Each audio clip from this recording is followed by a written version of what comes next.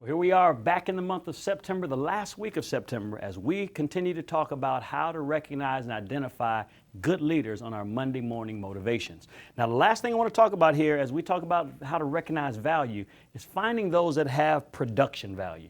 Those that are production value. In other words, those that just know how to produce. Those that get her done.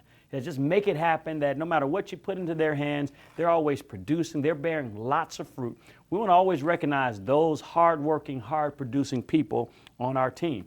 And when you look at the life and ministry of Jesus, Jesus really put more value on those that were fruitful than he did on those that were simply faithful. I know that's difficult sometimes to hear in our church environments because, we obviously want people that are faithful. Faithfulness is a part of the fruit of the Spirit, but God intends for us to be faithful and fruitful. And in the life and ministry of Jesus, he put more value on those that were faithful and fruitful than he did those that were simply faithful. And all you got to do is look over in Matthew chapter 25 at the parable of the talents.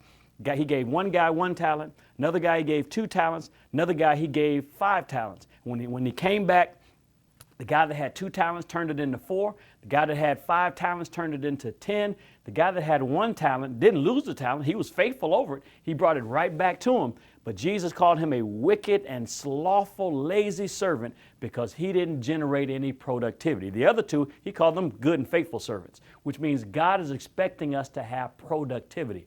So when you look around your environment at ushers and you look at children's workers and you look at small group leaders, you look at people on your staff that are the go-to people, when you got something you want done, who are the people you always say, let me go to them because I know they'll get it done? When you recognize those kind of people in your environment, those are people who have production value. And we want to make sure that we're always identifying those folks, developing those folks, and looking for opportunities for those people to continue to move up the ladder. It amazes me in our culture today that some people think that they ought to get a raise, a promotion, ought to get further responsibility just because they exist or been around forever. There are no rewards for just being around forever, whether that's in the church environment or even in the secular environment on your job. If we're going to expect promotion and expect increase, we got to also expect out of ourselves productivity. And productivity means giving more than what's expected of you. Don't just give back what's expected. Go beyond that, because real leaders recognize productive people around them. And real leaders are always looking for ways to encourage, promote, and further advance those who have productivity. Last 2 things I want to give you, as you're looking for leaders, always look for leaders that have character, that can stand the test of time. Look for leaders that also have competency, which means they are actually good at what they do.